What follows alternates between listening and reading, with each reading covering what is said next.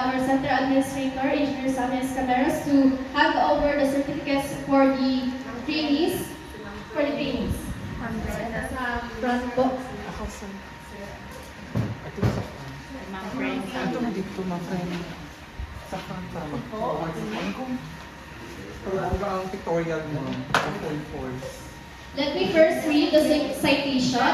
Certificate of training to after having successfully completed the competency requirements in basic domestic appliances repair, duration of 48 hours, given the second day of March, 12th day of March in the year 2026 at Panceta Street, Mintal, Tugug District, Davao City. Signed by Jasa E. Persas, Registrar, Engineer Sammy S. Cameros, Center Administrator of PTC Davao, and signed by Test Director General Jose Francisco Kiko B. Benitez.